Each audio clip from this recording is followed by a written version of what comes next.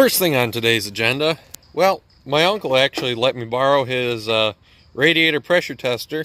Basically, it's got a cap that goes where the radiator cap is.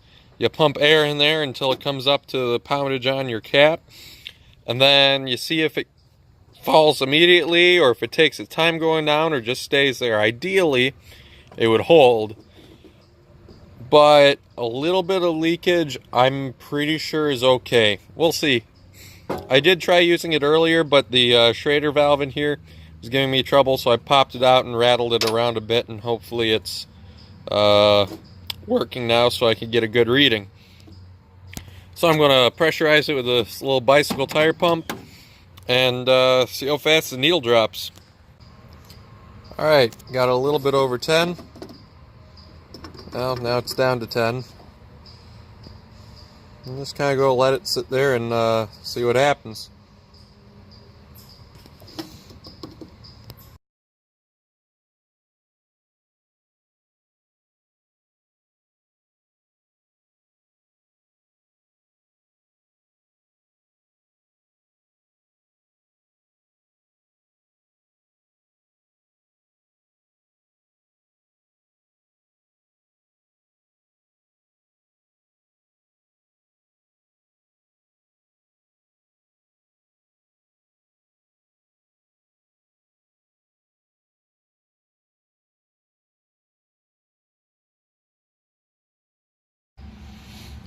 So that video, the time lapse I took, that was over about 3 minutes of time. You can see it's down to 6 pounds, but I'm not entirely convinced it's not the Schrader valve still. I don't hear any hissing or nothing. Don't know, don't see any of the water squirting out nowhere, so I don't think, no expert, but I should think that that would be perfectly serviceable. So, just pop the cap off and away we go. Next thing up is lashing the tappets again. I'm just going to keep going until she drives quiet again. There was a while when she wasn't tapping at all, but since I changed the head gasket, it's been loud and just loud, even though I lashed them like 3 or 4 times. So, don't know what's up with that. But I'm just going to keep going through, monitoring the oil, make sure nothing glittery happens, and yeah, keep going at it. If anything weird happens, I'll turn you back on. Well, I found something. This one's way too tight, and I know I didn't set it that tight. I mean, I've got a 1.5 thou plus a 6 thou. So that's 7.5, and that, if it helps if I go in the right one. I mean, the 6 barely wants to go in there, and the 1.5, yeah, that's like way too tight. So 6 barely slides in there. Oh man, focus and framing. Yeah, that, I'd say that's about 7. Supposed to be a 10. There's no way the 10 wants to go in that. Don't know why, but I'm just going to set it back to 10 and hope that fixes it. Don't know.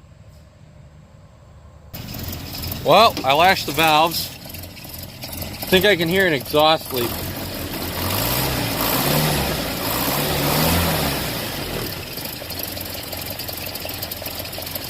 Yeah, pretty sure I can hear an exhaust leak.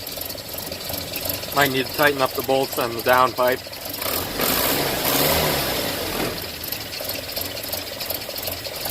But I don't hear the ticking from the rockers, so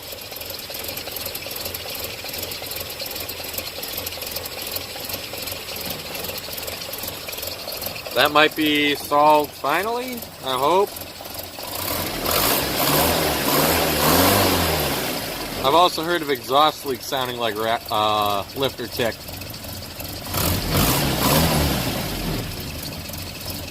So if I solve the exhaust leak issue, maybe the quote lifter tick will disappear too.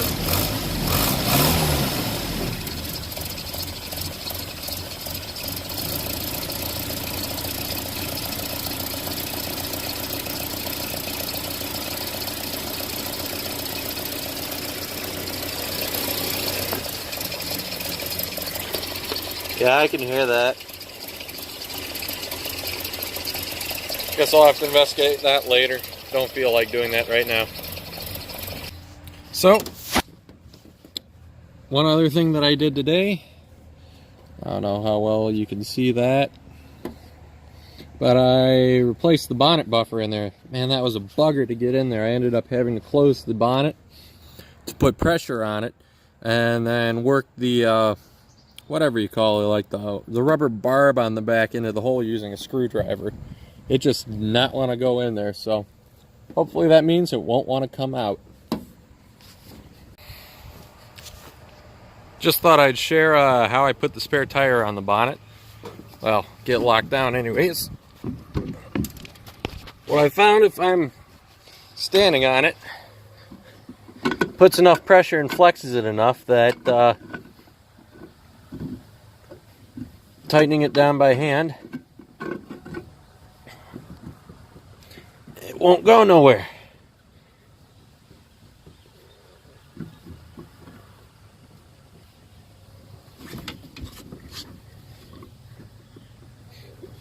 Because at one point I had it all tightened up by the using a wrench, and I don't know what it was. I stood up there and I accidentally kicked it or something and fell loose. And it had been that way for quite a few miles, so it's not like it shifted or anything. So yeah, it makes that a little easier. That's going nowhere anymore. Serena and I came up to a local park as well. Nice trestle. Nice view from up here. Hi, honey. Alright, so quad state. This is what I made. I'm calling it a mini anvil because it kind of has that shape.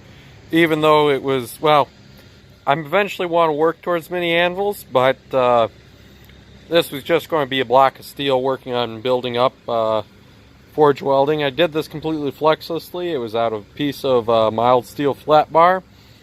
Well, at the last hammering at Raba, well, that's my next billet. Another piece of mild flat bar, started welding up. Had no flux up there, but I'm going to be using sand down here now that I'm at home. I think this one I am going to go ahead and weld some other bits onto it. Maybe a horn and a heel. Don't know. I am going to weld other bits onto this, but we'll go from here on up. We'll leave that one alone just because I'm happy with how it turned out, more than pleased. Now I'm going to work on this one. Man, that's just a dull orange in person. Looks way hotter on camera. Anyways, got it through another cycle welding heats. I think it's all stuck up real nice and good. You can still kind of see the lines between the sections in the middle there, but that one might need some more welding in. But especially on that end there, it was blended out real nice. And got rid of the big line up on that end. This end wasn't really much of an issue. That one's blended in good. But yeah, I guess I could cut and fold it next. Trick is going to be grabbing a hold of it. These are the best tongs I got for holding it right now, and they're just hanging on. But after that, that'd be a really good base to work on the welding too. Was struggling with building up the fire earlier, but now I think I got a clinker in the bottom, and yeah, that's even looking a lot hotter than it is. Need to get an IR filter for this. So yeah, that's where I'm at. Yeah, I didn't see that before. I might have to go in with another welding heat.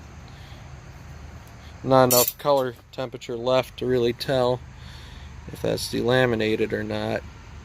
Almost looks like it has. Well, we'll see. Gonna pull out, pull any clinkers out of my fire and then go back in. Might do another round of welding heats down the length of it before I cut and fold. just in that one spot to make sure that's welded in good. Okay, just for a comparison, here's the mini anvil I made down at Sofa. Insert photo right here.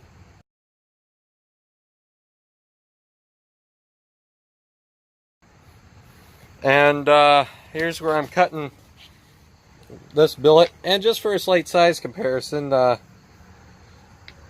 that's almost as thick as this, and that's already doubled and taller already. So we're going to work that down. Hopefully when I bend this, it'll stay together. This one actually, they broke and I only had one pair of tongs. That's why, even though there are slight delaminations in 4 of the corners where it was folded, 3 of the 4 corners, I'm still tickled pink about that.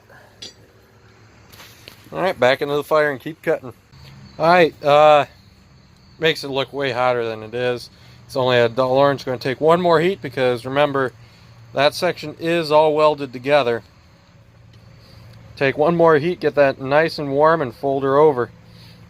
And then I got to figure out how the hell I'm going to hold this thing while I weld it up. Alright, got it folded. See the welds opened up right in the fold, and it actually looks like not welded too well in the middle there. Going to be a lot of very, very hot smushy on this, so maybe it'll weld up. Not quite in the center, but that could just be cutting crooked. Actually, it kind of almost looks like that might be the case. But hey, it's closer than the last billet was. In the fire again. Get her hot, bring her together, flux her up, and weld.